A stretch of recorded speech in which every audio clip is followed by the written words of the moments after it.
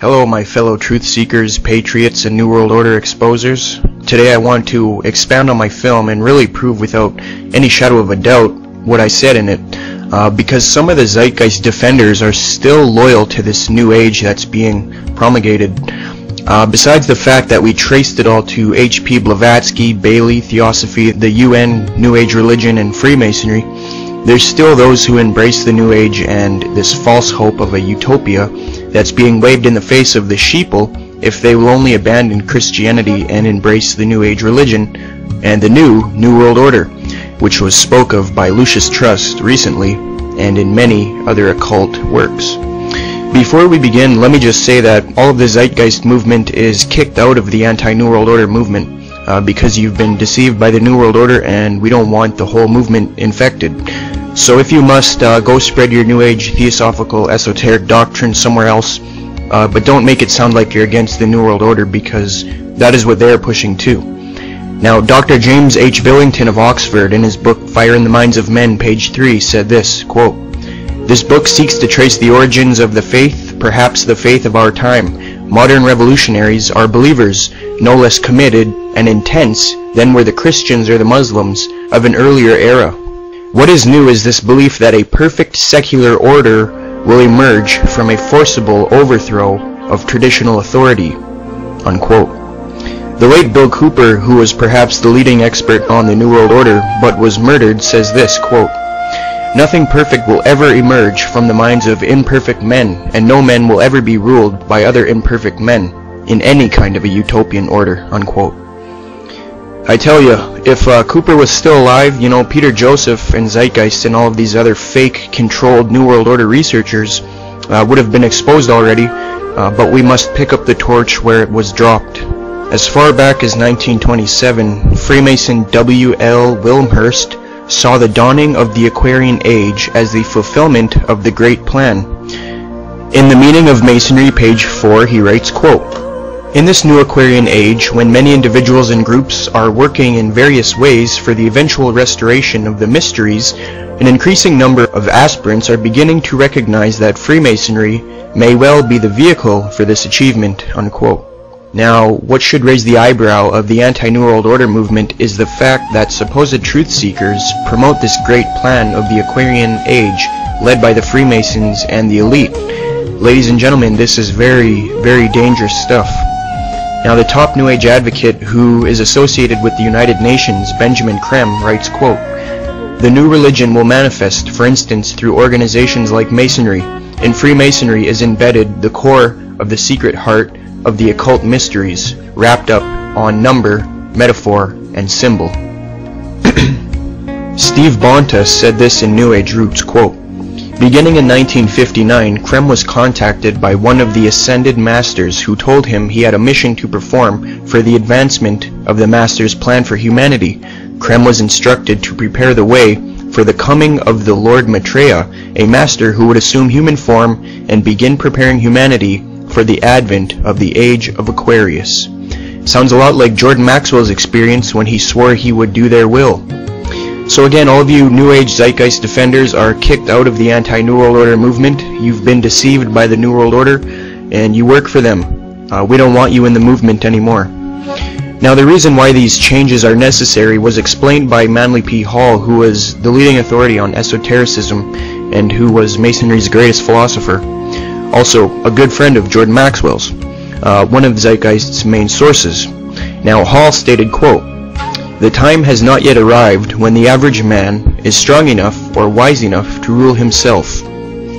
And on page 351 of that same book, he states, quote, "100 years ago it was predicted that within a few centuries men would revert to the gods of Plato and Aristotle, and tired of a distant spirit, rejoice in the proximity of kindlier gods and demons. We may all look forward with eager anticipation to the nobler day when the gods of philosophy once more shall rule this world."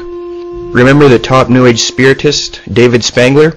These are his words from his work Reflections on the Christ. He states, quote, "Lucifer prepares man in all ways for experience of Christhood, and Christ prepares man for the experience of God.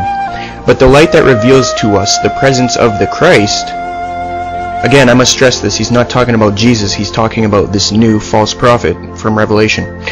Again, but the light that reveals to us the presence of the Christ, the light that reveals to us the path to the Christ, comes from Lucifer. He is the light giver. He is aptly named the morning star because it is his light that heralds for man the dawn of the greater consciousness. He is present when that dawn is realized. He stands no longer as the tester or tempter, but as the great initiator. He was referencing Blavatsky's work. The one who hands the soul over to the Christ, from the Christ on into even greater realms. With respect to Christianity, he states, quote, "We can take all the scriptures and all the teachings and all the tablets and all the laws and all the marshmallows and have a jolly good bonfire and marshmallow roast, because that is all they are worth," unquote. In other words, they're going to destroy it and it's worthless to them. The New World Order who promote this New Age, most of whom are members of Freemasonry, see Christianity as an enemy, a force to be countered. They have declared war on Christians, and as in every war, the enemy must be defeated, even in bloodshed if necessary, as Bill Cooper remarked. Now, remember Alice Bailey, the founder of Lucis Trust, who is supported by the United Nations and Freemasonry? She said she was in touch with an ascended master named Jual Kull, and it told her this, quote, "Death is not a disaster to be feared. The work of the destroyer is not really cruel or undesirable. Therefore, there is much destruction permitted by the custodians of the plan, and much evil turned into good." In other words, she's advocating genocide. Yes, ladies and gentlemen, Christianity has no role in this New Age world system. We are therefore their enemy whether we like it or not. Many of you already know what this plan is, and the Zeitgeist followers embrace it. For those of you who don't know what the plan is, Benjamin Cream, a top New Ager, stated, quote, "What is the plan? It includes the installation of a new world government and a new world religion under Maitreya," unquote. Remember Jordan Maxwell called this God's plan? Yes, ladies and gentlemen, Maxwell and all the other fate-controlled New World Order researchers are pushing this great plan and posing as anti-New World Order researchers.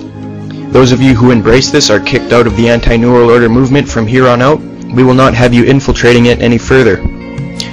Barbara Marx Hubbard, another New Age advocate, president of the Foundation for Conscious Evolution, stated, quote, "When the word of this hope has reached the nations, the end of this phase of evolution shall come. All will know their choice. All will be required to choose. All who choose not to evolve will die off. The kindergarten class of Earth will be over. Humankind's collective power is too great to be inherited by self-centered, infantile people," unquote. So we will be given a choice to accept the New World Order, or we will choose to die. Adam Weishaupt, the founder of the Illuminati, started this mode of thought. In his initiation into the order, the initiate was told, quote, "Behold our secret.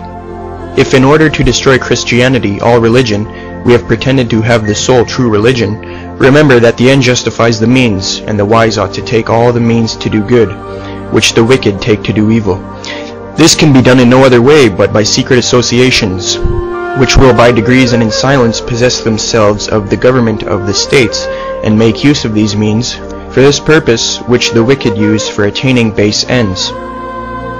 The express aim of this order was to abolish Christianity and to overthrow all civil governments, unquote. So anyone who has doubts about my film, this should clear it up pretty good. If not, then you have been too badly hypnotized by Zeitgeist, Maxwell, and the rest of the occult operatives. Anyone who defends Zeitgeist or the New Age agenda is automatically kicked out of the Truth Seeker movement, and they should be ignored as deceivers. In 1982, an English painter named Benjamin Creme took out full-page ads in newspapers around the world, declaring the Christ is now here.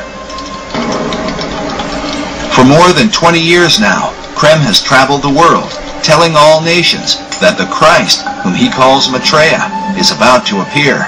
Maitreya is standing by, ready to come into the world at any moment.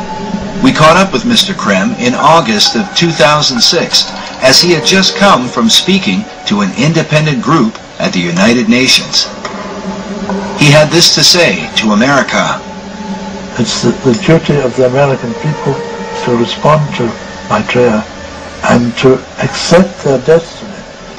With all the bloodshed and conflict happening in the Middle East, we asked Creme what he thought it might take to bring peace to the region.